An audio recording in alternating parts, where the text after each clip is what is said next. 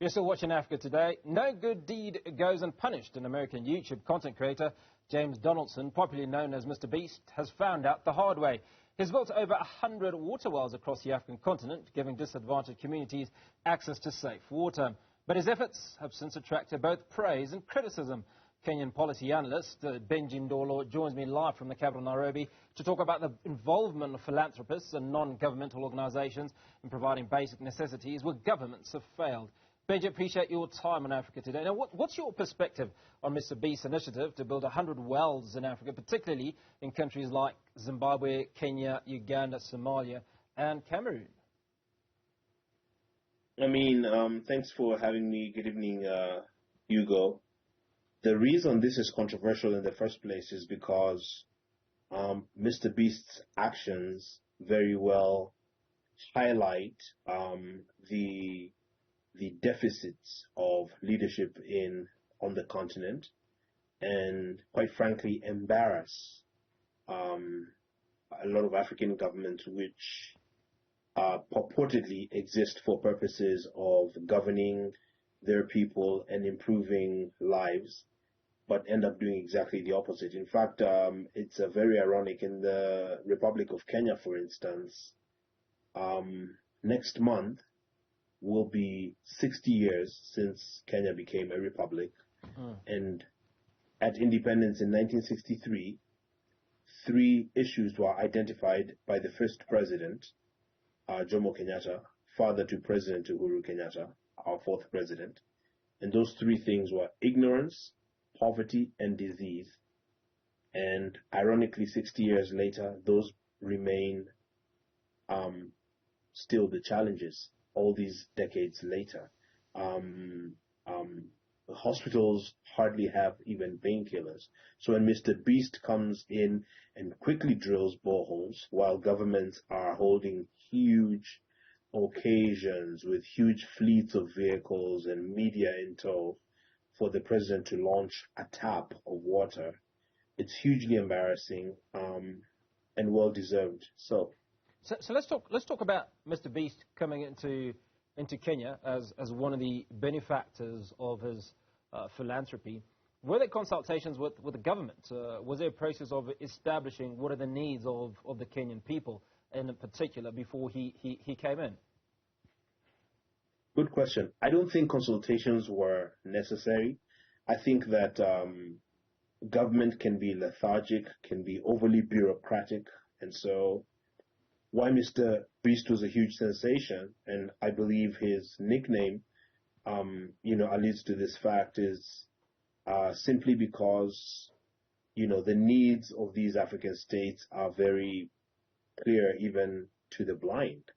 Any half-witted human or child even can see a situation where citizens are going hungry in dry places just before the rains. You've got areas that have suffered drought for 3, 4, 5 years that are unable to grow anything. Animals have no pasture. And so this is not something to seek the intervention or the cooperation of government. After all, many times governments undermine, these kinds of efforts because they find it obviously embarrassing, that it overshadows what they're doing. And other times they're also very suspicious. They'll be like, why is this guy doing this? Because it's about power and power trips and jealousy and what have you. And so once again, the reason this thing was a huge sensation is because government is so slow in executing projects, roads building, dams building, conservation of water, drilling of boreholes and what have you. And so for a guy to come in independently and just do this so quickly and without any media attention per se, he's a hero. So why is it being criticized? I mean, if we think about the benefit that accrues to the millions of Kenyans or hundreds of thousands of Africans across all other countries where he's built these or drilled these water wells, surely there should be more praise than there is this level of criticism. Yeah, so the criticism has a few racial undertones. As you know, a lot of these African states were European colonies.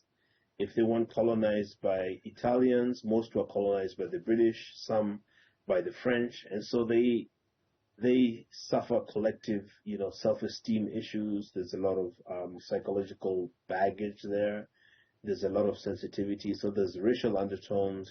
This guy is doing all this water because, we are an inferior people. We're black people. He's very sophisticated. He's very able and very quick. But at the same time, these undertones mask a greater, if you may, admiration, a greater sense of, I wish, of despair even, many a time Africa is the laughing stock. The King Charles, the king of England, just left here last week, and there were many, many, many, many, many heated debates and heated discussions on racism, on the era of colonialism, on discrimination even today. I mean, you even had discrimination between the foreign media and the local media covering the king as recently as last week. I mean, just the handling of, passes, access passes and food and snacks and security and whatnot. And I mean, what can I say? It's just the whole insecurities and what have you. And it's really sad, but I'm one of the true believers that always advocates for Africa is going to be fixed by Africans, by them finding our own homegrown solutions, and by embracing and cultivating a culture of excellence. You cannot transform or develop Africa through mediocrity. It can never happen. Well, herein lies the problem, or the challenge, if you will, Benji, and I'm glad you raised that issue.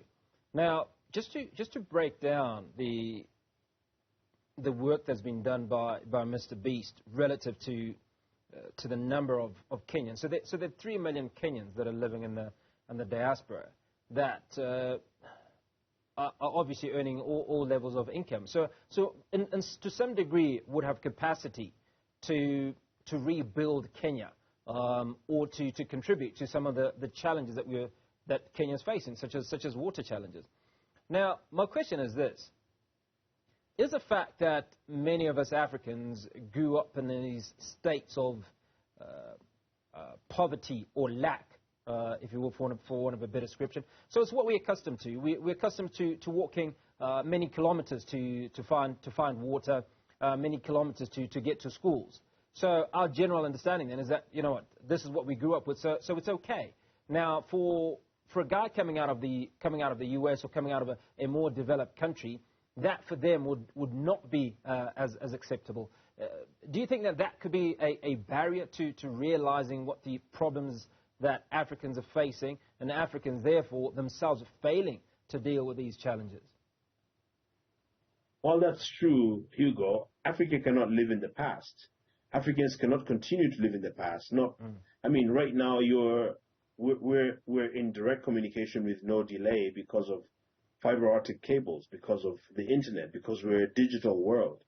And so it's not fair for Africans to continue to think that it's okay to live in the 18th century while the rest of the world progresses into and ahead of the 21st century. And so basics such as water, such as, healthcare, such as food security, and here we're talking corn, maize meal, simple vegetables, conservation of water, planting of trees. We have a holiday in Kenya on Monday, ordered by the president just to plant trees, just to plant 15 billion trees. I personally have planted many, many trees because trees are good for the environment. They conserve, they help, attract rain and help the environment against degradation. When it rains, the water, the topsoil doesn't get carried off into the seas and what have you. And so it's not okay for Africans to still think that if my grandmother more than 100 years ago walked to the river to fetch water, that it's fine and okay for me as an African today to fetch water. When there's a lot of technology, there's a lot of information, there's a lot of connectivity. Like you said, many Africans, one of the biggest streams of revenue in Kenya is diaspora remittances to the country. And so it's just not okay. We even have a diaspora department now, complete with, a principal secretary that oversees that under the Ministry of Foreign Affairs.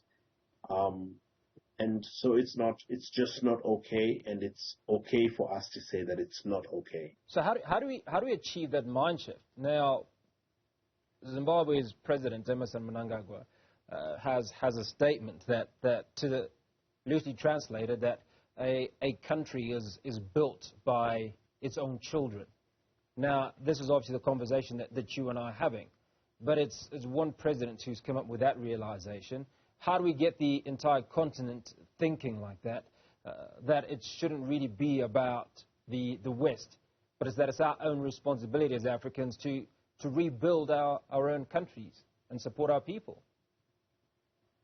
By having the right conversations, such as we're doing now, by preaching the right gospel, by inspiring the young people, educating and empowering them, by really focusing on what needs to be done, and by not paying lip service to problems. It's one thing to talk about an issue.